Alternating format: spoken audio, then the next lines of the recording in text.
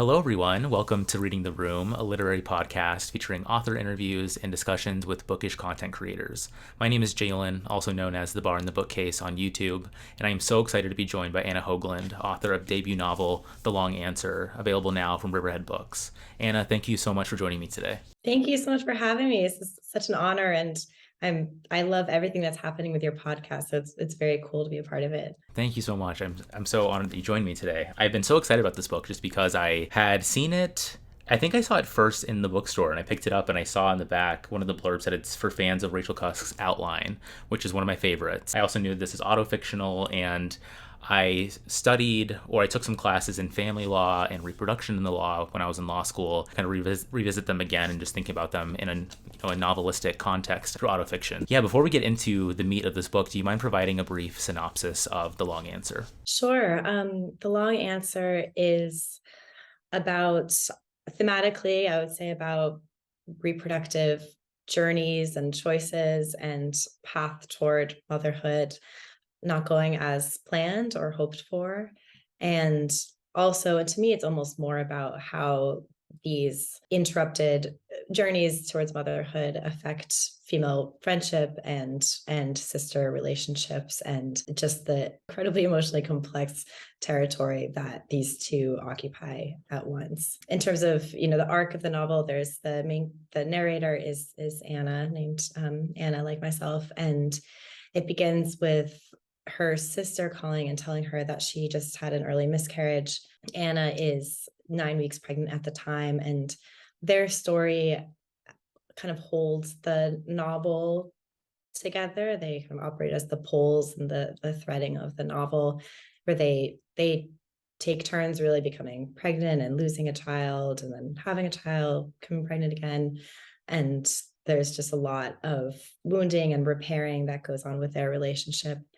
And throughout the arc of Anna's pregnancy, she also meets some other women who tell her a lot about their experiences of this theme in their life of having child, whether or not they wanted one or not, and helping her to understand what Anna is going through herself, and providing from some context to this insane thing that our bodies do.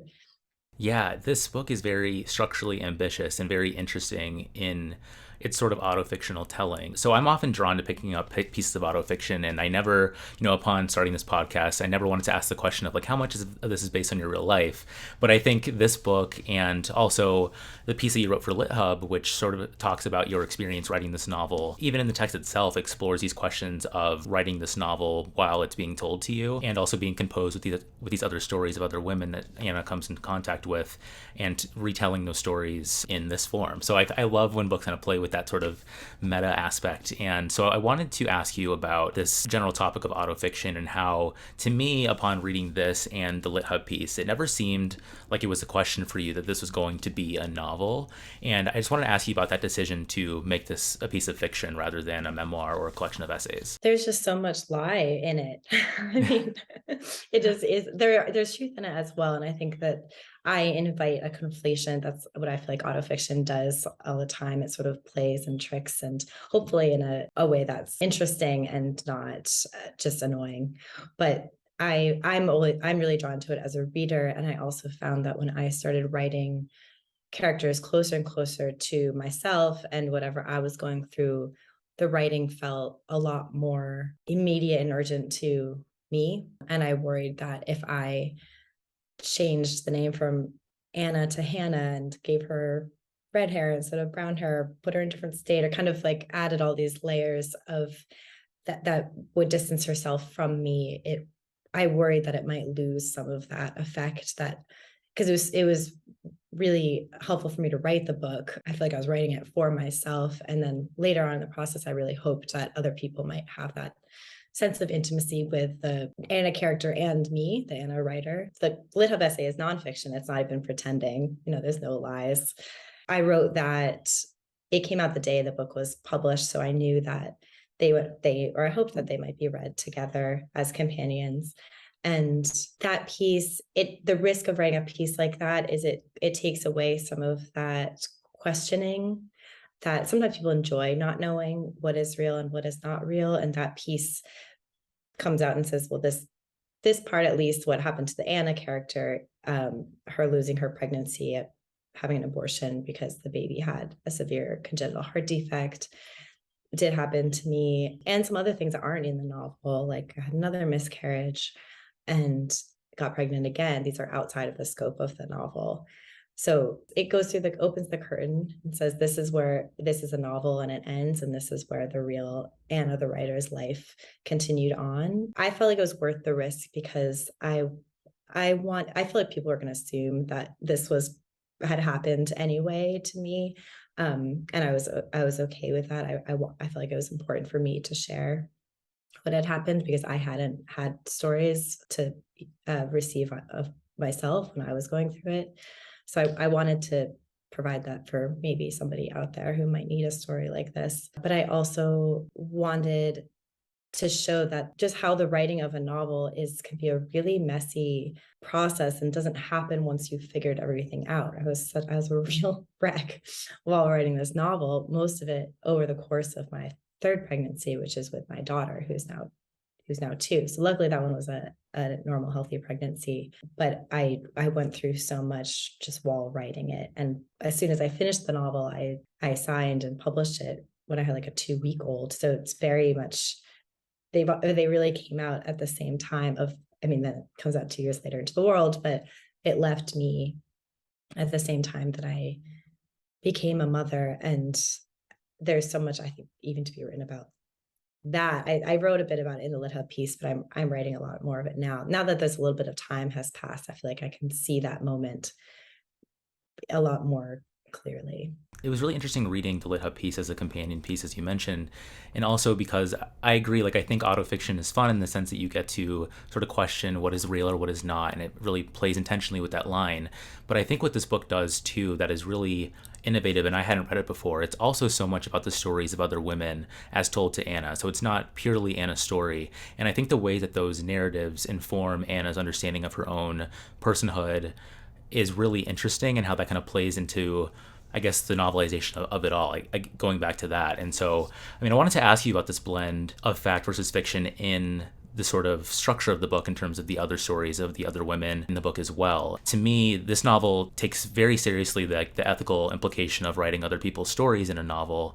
And also to me, it seems like The Long Answer sort of supports my own opinion that I think fiction is sort of this free form to sort of do what you want with it. When I read something that has, a novel on it, I try to think of it as, don't treat this as a purely true thing, I guess, even if it contains, real aspects. And of late, we've had a lot of discourse, namely on Twitter, such as like the bad art friend debate, writing about real people and getting into some messy territories and thinking about like the bounds of fiction as a form. Going back to the structure here in terms of the other stories in this book, that seem to me, and it's sort of conceded in the book, that they're more fictionalized in terms of embellishment, or just thinking about how, when we hear stories from other people, how do we tell them to those around us, or how do we even process them ourselves and sort of put our own identity on those stories, as contrasted with Anna's story, which is more, I guess, true to life, as explored in the Lit Hub piece. How did you go about writing the other 3 characters, Corey, Marisol, and Elizabeth? They are largely fiction, so I felt like I was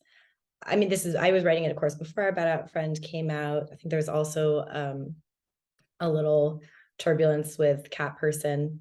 This woman recognized her story very, very clearly. And I'm a therapist by my day job as a therapist. And I was operating, because I would say they're all fictional, and they all have elements of stories that I have heard or read, or blending a couple of stories together. So you could like pick out a couple of things that are somewhere twisted a million times, brought back to something. But it was important to me ethically, and also just the writing I just felt like going certain places that divorce from reality so quickly. And so I let myself do that, which is why I don't think I'll ever I write some essays that are nonfiction, but I can't really see myself ever writing a nonfiction memoir type of book, because even if I'm writing very, very close to truth, not just with my own writer persona character, but with other characters as well, because I really love the permission to lie and go into another place, even if it's just for the sake of a prettier sentence or a scene. I mean, sometimes a moment is more powerful if it takes place in September rather than March. And if in real life it happened in March, then you have to make it in March. And so I like having a combination. I use reality until it stops serving me. So I'm usually inspired, almost always, I would say, inspired by something from the real. And then when I start feeling constrained by it, then I start fictionalizing. With the own Anna's character, I didn't ever actually feel that point where I wanted to start fictionalizing very, very much. I definitely, I mean, something like the dialogue and all these things were made up, and but the general arc of hers felt very close to mine. Maybe I just didn't have the creative wherewithal to mess with that one. But with the other characters, some of them, it just deviated immediately, or they were completely fictionalized, and I would like hear a story from somewhere. Maybe it was even fiction, maybe it wasn't even real. I feel like those categories are so blendy anyway. And then it would find its way in, 2/3 of the way through. So I think it's really complicated territory around writing about real people with less fictionalizing and butt covering, because the artist in me says write whatever you're inspired to write, and call it fiction, and you can't get sued pretty much almost always. And don't let anything stand in your way. And then I also feel like that isn't always an ethical way to proceed. There's also a relational implication. So even if I feel like legally and ethically a writer can be in the clear, there might be a real wound caused to somebody in their family or a friend of theirs. So the only other character I would say beside the Anna character that is very close and didn't deviate much at all is the parents' story. I did talk to my parents really early on in the writing process, really as soon as I knew I was going to write about it. I don't think I had even started, and wanted to just have them be aware really early on. I wanted to hear their thoughts on it. I don't know if I explicitly asked permission, because I feel like their story is their story, but it's also my story. I don't think one person owns their story. And I was so incredibly lucky that both my parents just said carte blanche, like, right. We knew you were a writer. We know writers write about stories in their family. This is a big story. This is the foundational story of our family. We knew this day would come. They gave me as many details as I wanted. I took a lot of them. I lied about a lot. I fictionalized a lot of things, but I felt like they were so open to me. Therapeutic may be not the right word, but I think that they found some validation in seeing their story written. I think some people can really not like that, but my parents seem to really like that. If they had said, no, this is our story, this is private, do not write about this, it would have been really, it just would have led to a lot more conversations. I'm honestly not totally sure what I would have done. I may have found a way to write about it in a way that protected, maybe it was an aunt or a cousin's friend or something, but that's what a lot of writers go up against, is where they ask or they don't ask, and the person says no, and then they have to make a compromise between their artistic imperative and this, which is more valuable, the artistic imperative or this relationship. It does seem to be quite a tricky territory. And so thank you for shedding some light on that experience for yourself. Thinking about them more, I mean, the Bad Art Friend, it did send ripples through. I think everyone was watching that, and a lot of writers and a lot of autofiction writers were looking at that and thinking, I better go back and make sure that like I don't plagiarize like actual text. I think that there was no lawsuit, there's no story if that little detail hadn't been there. But I think a lot of us felt that story is such an intense story. People had such intense reactions to it, and then wanted to make sure there was nothing we would do that would end up in us. We never want to be in that story. Yeah, and before going on to some other like topics within the book, I wanted to ask, do you have any pieces of like autofiction that you really love or that sort of informed your ideas or thoughts about crafting this book? The number one is The Emigrants by W.G. Sebald. I don't know if you've read that. I have not. It is just beautiful. I've read it I've only read it twice actually because a couple years apart because I knew it was going to be a really influential book for me and I wanted to step away from it before I just started trying to be it. And even the structure of, if you go read it, you'll notice that the structure is very closely modeled. The long answer structure is very closely modeled on the emigrants. It's like 4 chapters. Each focus on a different person who's telling their story to this curator. It's autofiction, but with a decentralized persona, which is, there's a lot of autofiction with the writing persona character is central. And this is one that's decentralized. Sigrid Nunez also does that. Rachel Cusk does that. I think I'm not surprised by the comparisons that have been made between me and her because we do both do that. But I always find it a little funny because I read those books and I enjoyed them, but I didn't like keep going back and over and over. And I'm always shocked when I haven't seen W.G. Sebald written anywhere. Like I've been compared to, or like for lovers of X, Y, and Z, like you might like long answer. And I feel like I got away with something because no one's saying W.G. Sebald, even though if I took a bite out of anyone's style and structure, it was definitely him. Yeah, in terms of when his work was published, I just don't know off the top of my head. Do you know roughly when his work was published? 80s, 90s. Okay, gotcha. He might be like a degree too obscure, but he's well read. I mean, he's well known. He's not, no, nobody.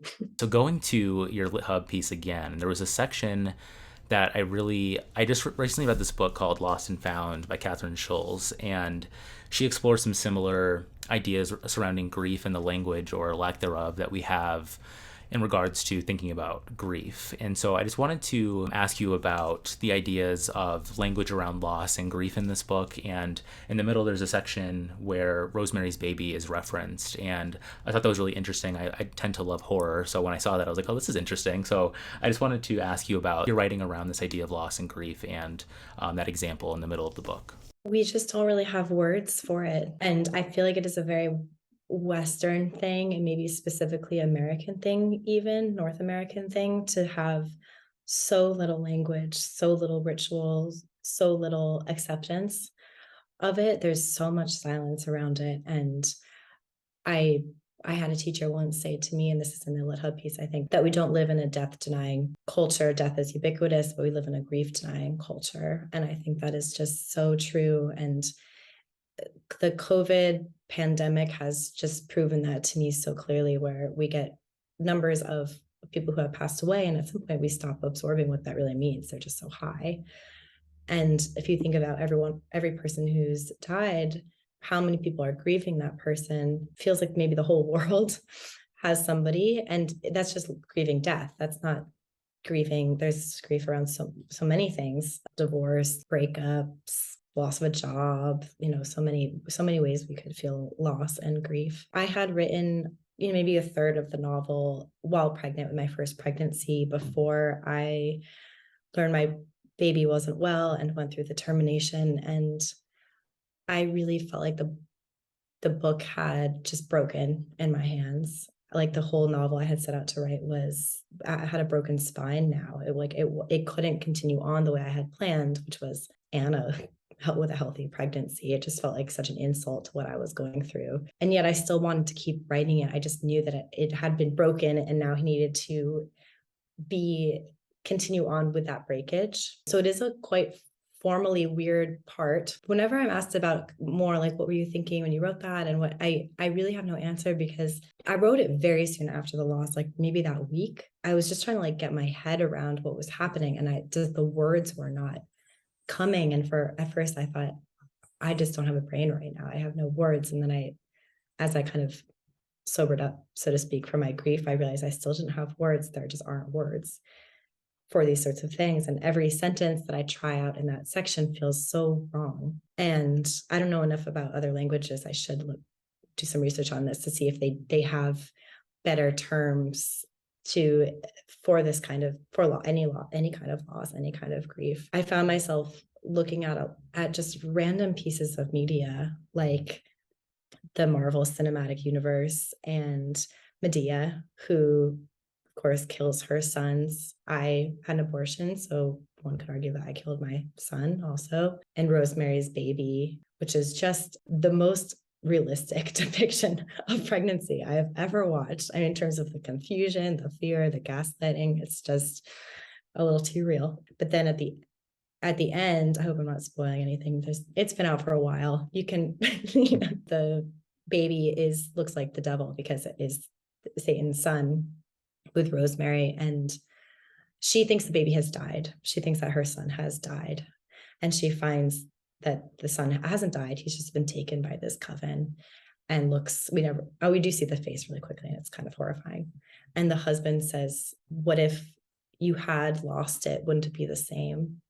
Basically as being the devil. And watching that movie after having lost a son was just, what an interesting and horrible idea that the child that you think is dead may as well be the devil's son. And I didn't even know what to do with it. I couldn't stop thinking about it. And so I put it in just as another way in which we could possibly understand what this means. And I really didn't go back and touch that section very much. I mean, I edited a little bit, but I decided to keep it and to keep the breakage of it because I still wasn't coming up with any way up there to try to show what it feels like when your life is just ripped open or broken so unexpectedly.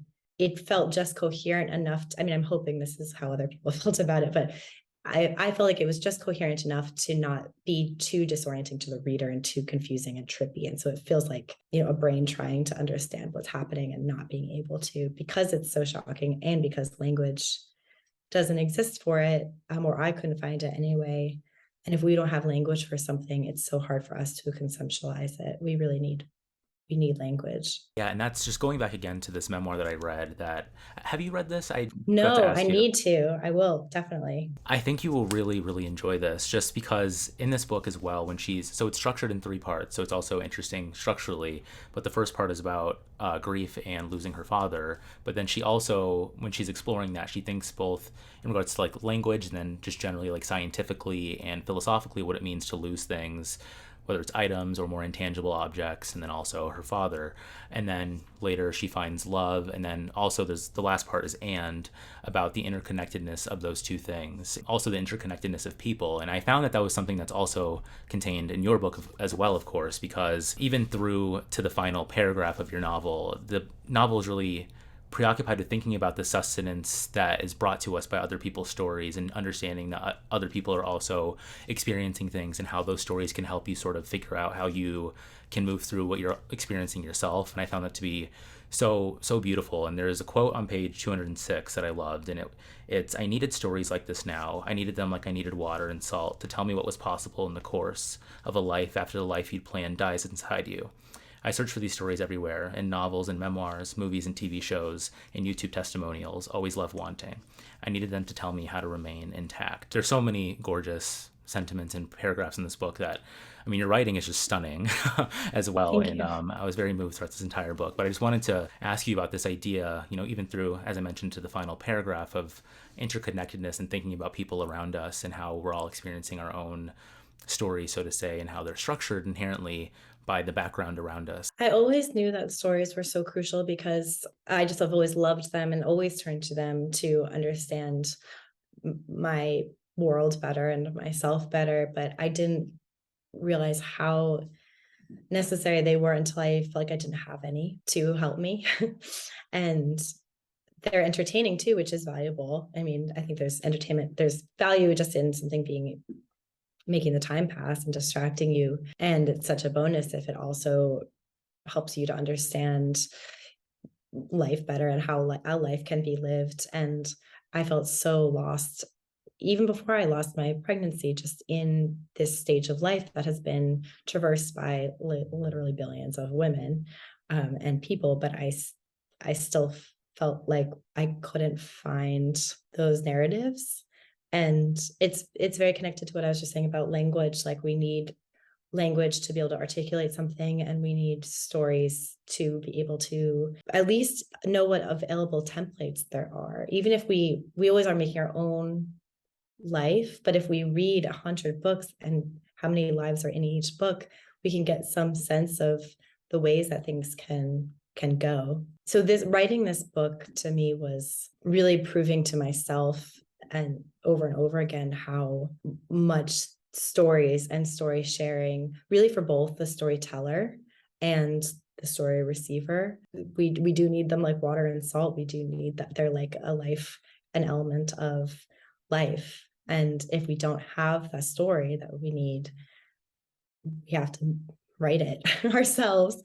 And it's interesting for me now, 2 years after I've sold the book, about 3.5-ish years after I started writing the book, that not only I think are there more stories out, I've seen that are not, exactly the same because no two stories are the same, but definitely around the same themes, which I always love to see.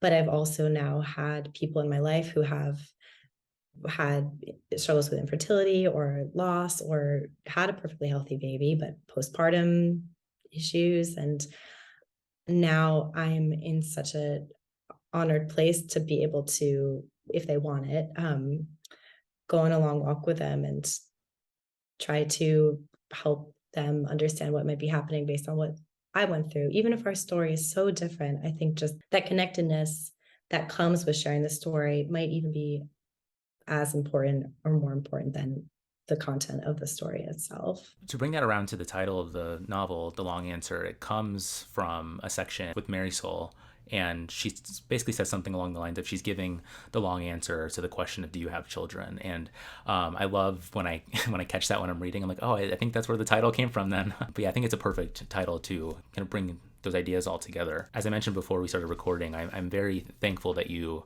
have come on my podcast and talking about all these things so openly and vulnerably. And I, in turn, take it very seriously to, I don't know, hopefully be okay with my questions. And I just know it's a weird thing for me still as like a new podcaster, like trying to figure out the right things to ask. So all that to say, I wanted to ask you about how you feel about doing press for your book and, coming on a Zoom and talking about all these things, because I wanted to bring up, the current moment that we're living in and how on June 24th, which was 3 days after this book was published. Yeah. The timeliness is interesting, to say the least. The Supreme Court overruled Roe versus Wade, which basically declared that the constitutional right to abortion no longer exists. And so I just wanted to ask you in particular about, publishing around that time, just 2 months ago, and just talking again openly about your experience. How does that feel for you, and anything you want to talk about on that? It really depends on the day, because sometimes, like right now, I'm just enjoying our conversation. Like these are things that I think about all the time, and I'm just so honored to have someone, as intelligent as you reading it and having questions for it. And so this feels lovely. There are times when I I just like want to retire from writing about it, because not is it hard to write about emotionally, but more that I feel like I just don't have much more to say that I haven't already said. So after Roe was overturned, had I was like on the floor, for a couple of days. Also just so confusing, just to be very honest about it, because I was feeling really good about my book coming out and then felt gutted by this. So it really was, they pretty much canceled themselves out. So I wasn't feeling much at all. I didn't want to engage with it. I didn't want to read one article about it. I didn't want to write an article about it. I didn't want to go to protests. I didn't want to do anything. Found a couple ways that I might be able to engage that felt like I could contribute something, but also protect my vulnerability around it, because it is quite re-traumatizing. And I mean, just a specific example, I get really, really anxious in crowds. Protests just give me a panic attack. I was very close to the Boston bombing in 2015. And since then, I've gone to a couple of protests, but it's like really, really tough.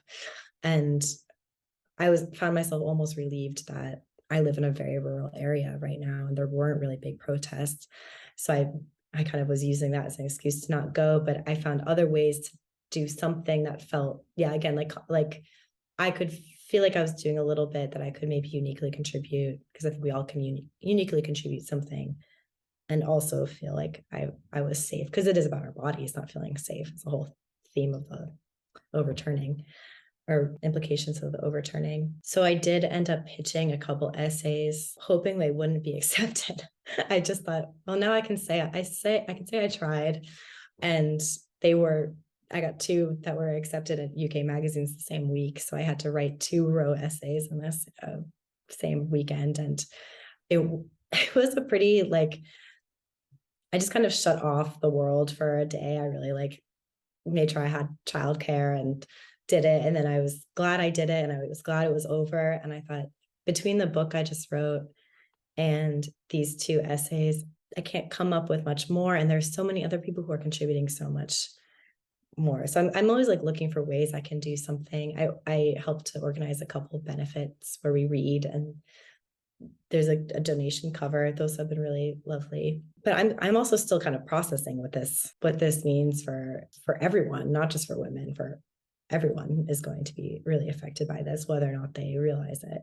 Before we go into book recommendations, which is how I close out every author interview, I wanted to also commend you in this book on just the plot of this book and just how compulsive it is to read. I think you said this in the LitHub piece, but I don't know how to summarize this in a clean way.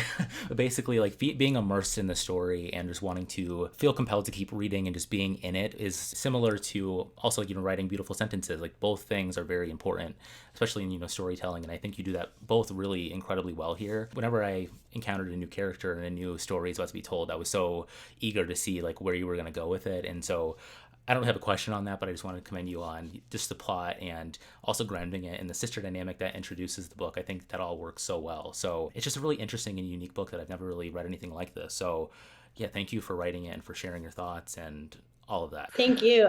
That means so much to me, just in terms of where I am in my what I'm working on as a writer, because I was so focused on the sentence for so long and was like, oh yeah, plot, oh momentum, whatever. And I was getting feedback over and over that was like, well, your sentences are fine, but like we need a little we need a little more. Like it's kind of easy to put down. So when people are saying things like they couldn't put it down, and that just I feel like I figured out I'm getting closer to figuring out this real obstacle in my own craft. And it really is a matter of just like not caring as much about how something sounds and just moving it. Like, and I love writing this way now. I was just writing this morning and I came across this paragraph that I had written, and I just kept like getting bored by it, and I kept reading it and I was like, there's something like wrong with it, but it off it goes. Like just get out. It's slowing me down, so it's got to go. A couple of years ago I would have said, oh, but there's like some prettiness in here, like I have to keep it. Like what if I never write a pretty sentence again? And now I'm just like, that's not the most important thing. That's not what people remember. Yeah, and thinking, just going back to the storytelling in the book, like stories aren't told to us cleanly like in a novel form. When people are telling them to us, they're just sort of how someone remembers them or the emotional aspects that are told to us. And I think that comes through in a really interestingly balanced way in terms of sentence and plot and just thinking of all those things together. So before we close today, I wanted to ask you for 3 book recommendations. I don't know if I stole one already with Sebald, but the first one I wanted to ask was like a recent read that you really enjoyed. My most recent is Mother in the Dark by Kayla Mary, which you just had on her. I feel like Kayla and I are in a mutual appreciation society at the moment, and I've just loved that novel. I've been having some trouble reading lately, actually. I've just been distracted by life, and I felt really immersed in that book in a really refreshing way. Another book is The Body Papers by Grace Toulousan. That came out a couple of years ago, but I'm rereading it, and it is just so powerful and so beautiful, and just I feel like it should be kind of required reading for Americans. Not just Americans, but everyone. But there's just a lot of beautiful, painful things in that book. And this also came out last year, but it's a short story collection called Prepare Her by Genevieve Plunkett, which I thought was so gorgeous. And she has a novel coming out in a year. I was very, very lucky to read it already because I was giving it a blurb, and it's way too early to be plugging it, but I'm going to do it anyway. It's called In the Lobby of the Dream Hotel, and that'll be coming out in August 2023. And yes, W.G. Sebald. I think if you like this style and this structure, then I think you'll like him. Awesome. And one question I always forget to write it down, and then I remember it when I ask this question. So just generally, like, who influences your reading? Like when you're wanting to pick up a book, like what influences you to pick up something? Well, I just got Instagram a month before my book came out. So I'm a little Instagram baby. And now I'm like, how did I know what to read before? Like, where was I getting things? So lately it has been by people like you, like this book, Lost and Found. I'm going to go order that right now. But friends, really, just people who I I usually like what they like, and they send me a picture of what they're reading, and I'll get that book. After I left the MFA and I wasn't as in touch with people, and I was also pregnant and COVID and had a baby and my own planet, I just would listen to whatever was available on Libby, the library audiobook app, and which I wouldn't necessarily recommend, but I started reading so widely and a lot of really like top selling books, which I'm the opposite of you. I was only reading older books and nothing current. And now I had like a year where I was just reading like upmarket fiction to keep myself awake. And I was like, oh, this is really good. I understand why this sells a million copies. So it's kind of it's complementing my, Thomas Bernhard, Sebald, my kind of my old people. Thank you for those recommendations and for letting me know what influences you. I'm always curious to know, like, from a writer perspective, how you find books to pick up. So, yeah, thank you. And everyone, I will leave a link below to purchase The Long Answer. I highly recommend it. It is so good. And thank you, Anna, for joining me today. It was a lovely conversation. Thank you. Thank you so, so much.